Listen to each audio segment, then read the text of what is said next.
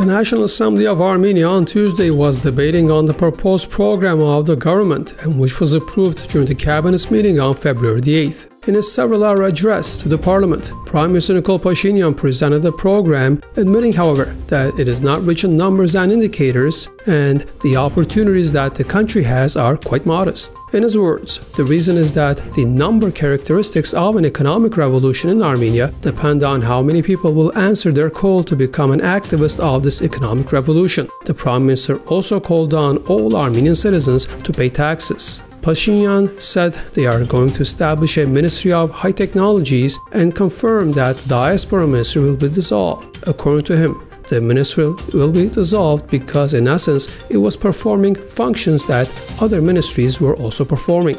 And speaking about the Karabakh peace process, the Prime Minister assured that he sees the precise forms and methods for including the Artsakh representatives in the negotiations process, and that his view will be discussed with international partners of Armenia.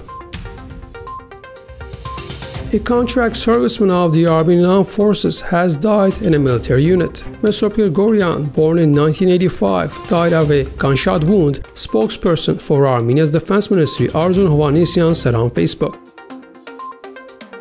EU Special Representative for the South Caucasus and the crisis in Georgia, Toivo Klar, visited Armenia and met with Prime Minister Pashinyan, Foreign Minister Zorab Manatsaganyan, and Defense Minister David Tonoyan. During his talk with Prime Minister Pashinyan, Klar noted that the EU was eager to develop and expand relations with Armenia and expressed the confidence that the bilateral cooperation will be deepened through the implementation of the EU-Armenia Agreement.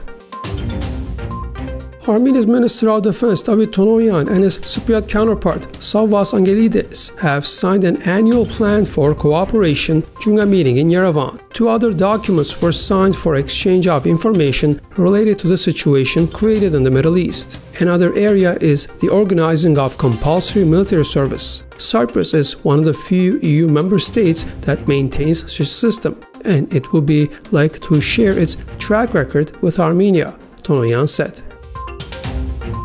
Turkish-American lobbyist Kemal Öksüz, who was extradited by Armenia to the United States, got a mild $20,000 fine and a sentence of time served for scheming to conceal Azerbaijani government funding for a 2013 congressional junket to Baku. U.S. judge issued a sentence which amounts to 3 months of jail time in Armenia and 1 week of jail time upon his extradition to the U.S. in November 2018. Öksüz pleaded guilty in December to devising a scheme to falsify, conceal, and cover up material facts from the U.S. Congress.